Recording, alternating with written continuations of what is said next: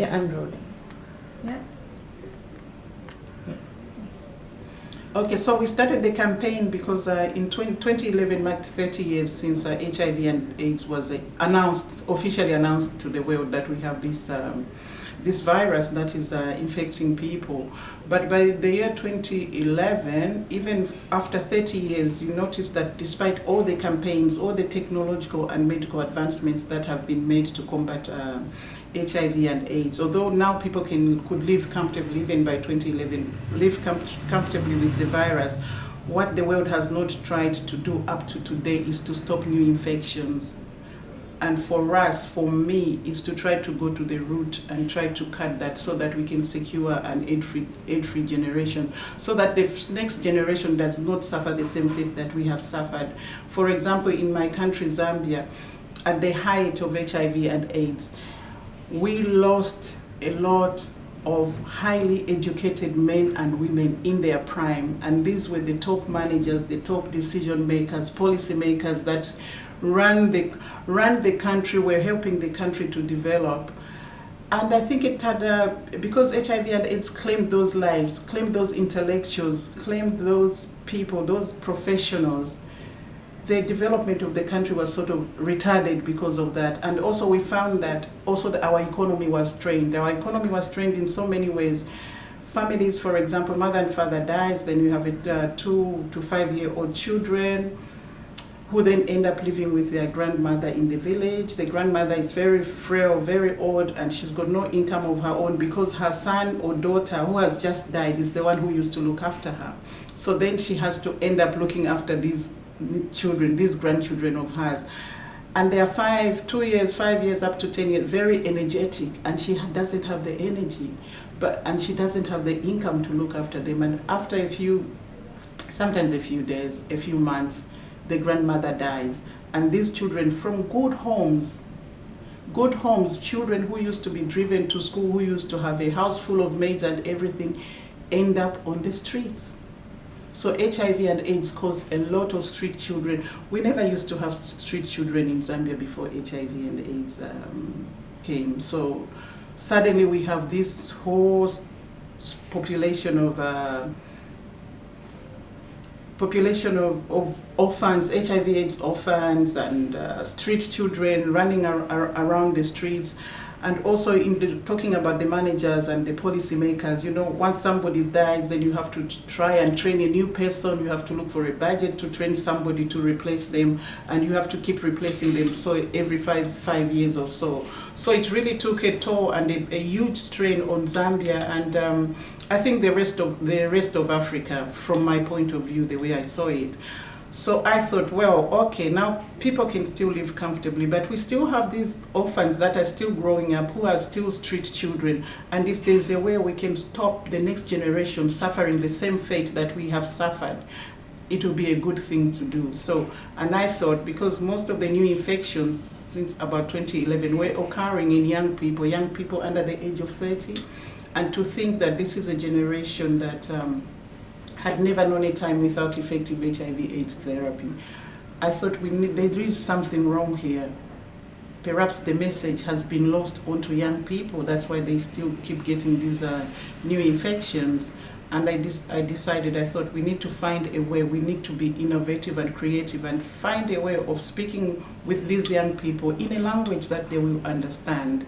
And so we picked on mediums that we think grab and hold the attention of young people, which is fashion, music, television, celebrity allure. So that's what we do with Positive Run when we work with beauty models and beauty queens. The response has been very, very, the response has been huge because we've run from one end of the world to the other. Just last August, we were at the International AIDS Conference in Australia, where we did our catwalk show to raise awareness against the spread of HIV and AIDS. As part of the youth activities at that conference, we've done 2 events at the Grammy Awards in Hollywood. We've been to Kenya. We have been to Washington as well at the International AIDS Conference in 2012. And we've been to Sweden. But also the whole campaign is sort of evolving. Because 2 years ago, when the UK was leading the presidents on the G8, we had to do a campaign to try and tackle world hunger. And we were then approached to use our methods to try and mobilize the youth and mobilize especially the diaspora onto coming on board to work on this campaign to try and tackle world hunger. So then we switched from stopping the spread of HIV and AIDS to catwalking to stop world hunger. And in May last year, we attended the Global Forum on Migration and Development, because my organization is part of the Global Forum on Migration and Development, and there we worked on, we used the same method, we used Positive Runway to try and address issues to do with human trafficking, and that was very well received as well. So, and we have a lot of people all over the world wanting to join, young people very keen and wanting to join Positive Runway. So I think we got to the hearts and minds of the young people and got them to sort of come back and contribute. We've got lots of celebrities that are willing to come back. It's a way for them, a very creative way of which they use their position in society, their influence in society, but also doesn't take away from them what they do. They do, what they love to do, but use that to give back to society and try and make society a better place. That's lovely. Women Economic Forum. Mm-hmm. What comes in your mind when you heard about it, and what you feel about it? I think it's a brilliant initiative, and I think it's come at the right time. Remember, we are just closing the Millennium Development Goals and going into the post-2015 Sustainable Development, and there's a lot of focus on, once again, although this has been happening all these years, but once again there's a great focus on gender equality. But more than just talking about gender equality, but it's the contribution that women can make to making the world a better place. And I think the Women Economic Forum provides that platform. There's been loads of dynamic women here that I have seen, loads of thought-provoking panels that I've sat on, plenaries that just blow your mind, and we've had a lot of good speakers, a lot of important issues have come to the fore, they have been brought up.